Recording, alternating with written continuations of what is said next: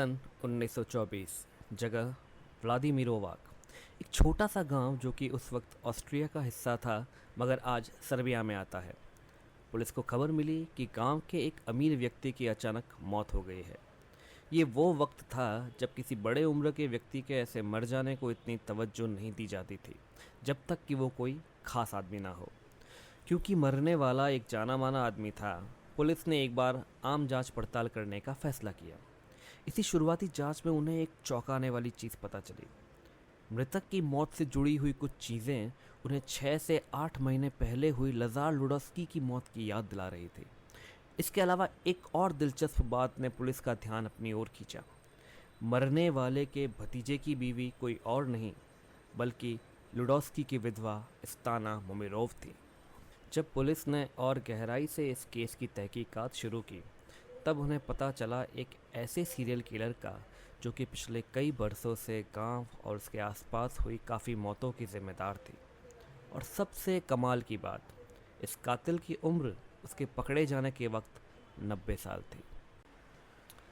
हमारे YouTube channel पर आपका स्वागत है। अपने पहले वीडियो में हम आज बात करेंगे बाबा अनुष्का की, एक महिला सीरियल किलर जिसने लगभग 150 लोगों की जान ली थी। बाबा अनुष्का का असली नाम एना ड्रैक्सन था। उसका जन्म 1838 में रोमानिया के एक गांव में हुआ था। एना एक प्रतिभाशाली लड़की थी जिसे पढ़ने लिखने में रुचि थी। ज़िंदगी अच्छी चल रही थी जब उसे एक ऑस्ट्रियन फौजी से मोहब्बत हो गई। जैसा कि इस उम्र में अक्सर होता है, एना सब कुछ भूल भविष्य के सुनहरे सपने देखने लगी। मगर वो आदमी दगाबाज निकला और किसी दूसरी औरत के लिए उसने एना को छोड़ दिया।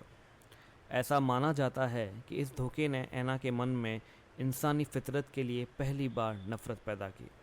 अपने आप को इस दुख से निकालने के लिए एना ने फिर से अपना ध्यान पढ़ाई लिखाई पर देना शुरू कर दिया।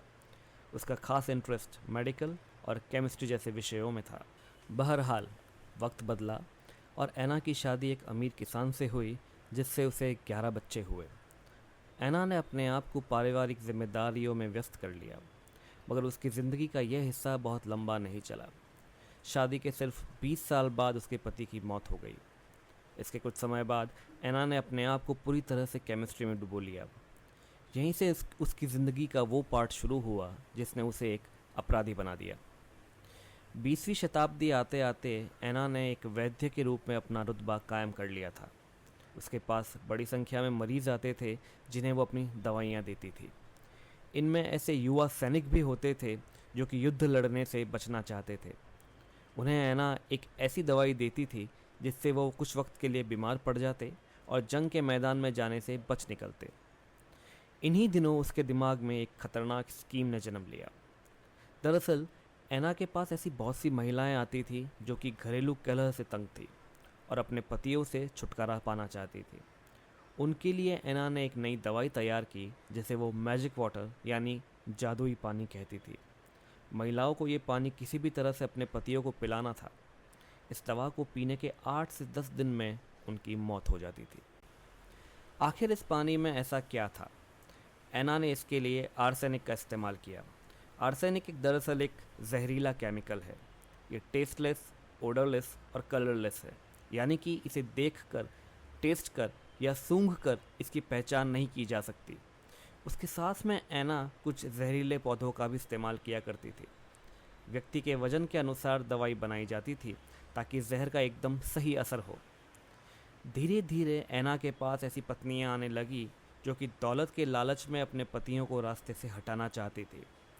एना को भी इसमें अपना फ़ायदा दिखा और इस तरह से वो पूरी तरह से मौत के इस खेल में रम गई। वो हर जादुई पानी की बोतल का कम से कम 2000 युगोस्लाव दिनार लिया करती थी। यहाँ तक कि उसने अपने लिए एक असिस्टेंट तक रख लिया जिसका काम उसके लिए ग्राहक ढूंढना था।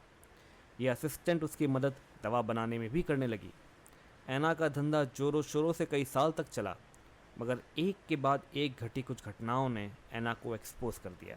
तो आखिर हुआ क्या? सबसे पहली चूक एना की असिस्टेंट से हुई जिसने दवा बनाने में कुछ गड़बड़ी कर दी।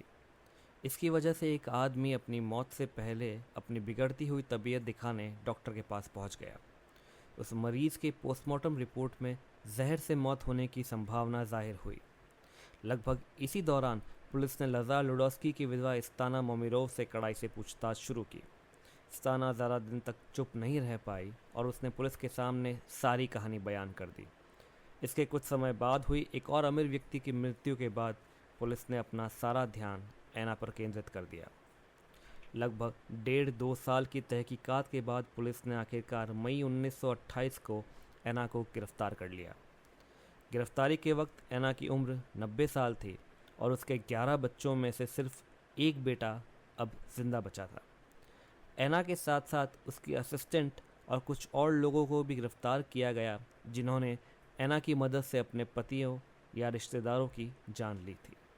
1 साल बाद कोर्ट ने अपना फैसला सुनाया।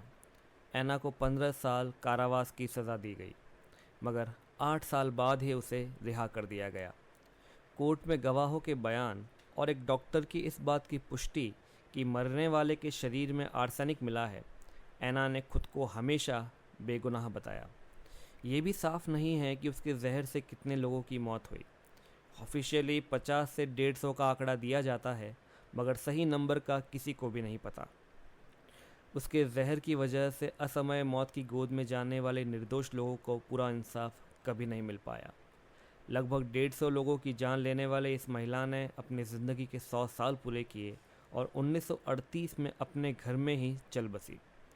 मौत का सामान बांटने वाली द विच ऑफ व्लादिमिरोवाक एना ड्रैक्सिन ने अपनी मौत को भी 100 साल से पहले अपने पास फटकने नहीं दिया।